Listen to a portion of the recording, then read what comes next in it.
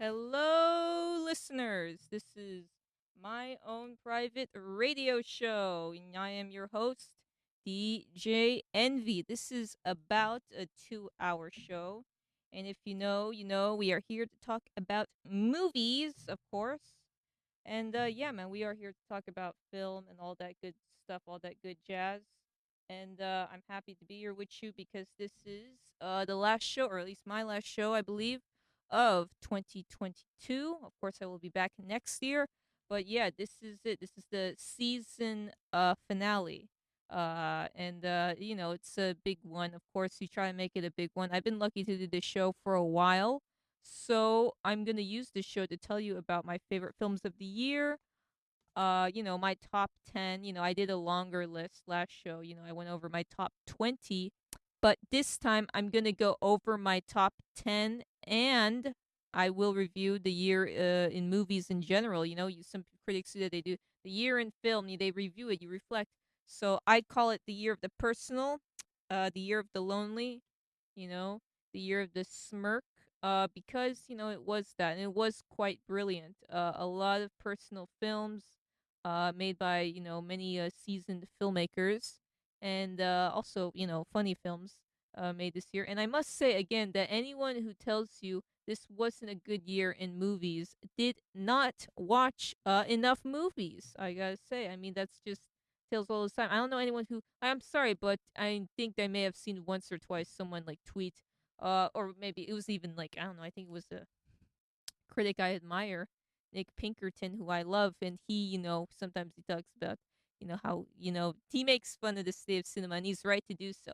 But as much as I love that guy and his Twitter account and his reviews, I just gotta say, I still call me, I mean that's funny. I mean I'm cynical in some areas, and when it comes to the state of cinema, but call me an optimist. I just think that every year, there's a good year or there's things worth noting about. And also, really quickly, Nick Pinkerton's interview with James Gray, one of my favorite filmmakers. That's a must see. You can see that on read that on Metrograph, the website.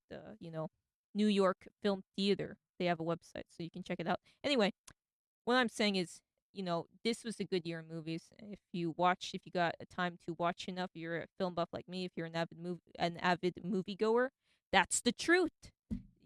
If you didn't think so, you did not watch enough movies. That's the hard truth.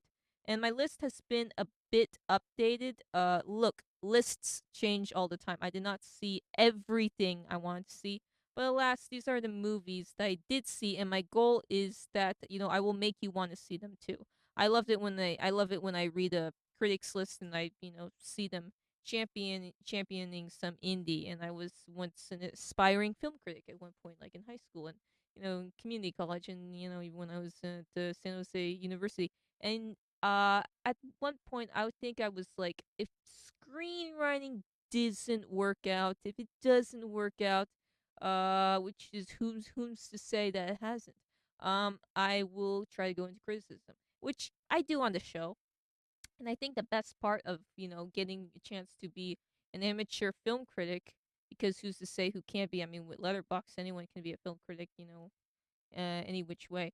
But the best part about it is you get to shine a light on the gems, the overlooked films that your average fellow doesn't know about. But that list is for later. I want to give you guys also later a review of Knives Out, the sequel, at least. I mean, Glass Onion, that's the movie. But now we will go back to our regularly scheduled film news segment. So let's go. Let's get it going. Let's kick it off. Let's move on. Let's move on with what we gotta do, what we gotta say, and yeah, man, let's keep it really going on here because I have got a lot of talking to do, but we gotta stick to the agenda, folks. So yeah, we gotta, get the film news out. So it's loaded. I'm not gonna list the number. I'm just gonna talk about it. So numero. Okay, I guess I am listing it off. Numero uno on film news. Is well. First off, actually, quick congrats to one of my favorite actresses of all time, Kristen Stewart, for being first off my president personally Second off, the president of the 2023 Berlin Film Festival. I got the news today, so that's just very recent news. From the Cannes jury member of 2018 to the president, that's top tier, level up. That's God mode for sure. And yes, I know that makes me sound like an ultra zoomer. I don't care. All right, and to quote Timlin from the movie she was in, David Cronenberg's best film in a minute, Crimes of the Future. To quote Timlin, surgery is the new sex. So remember that, folks.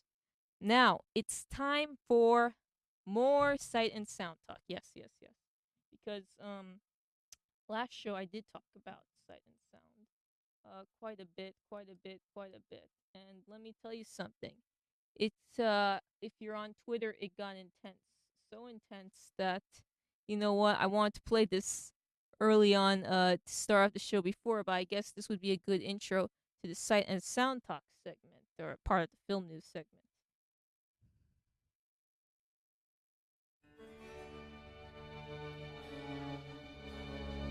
That is the dramatic as ever music of Bach, Johann Sebastian Bach, to, I think be good background music for the intense cinephile, anti-Philistine, pro-intellectual movie talk that happened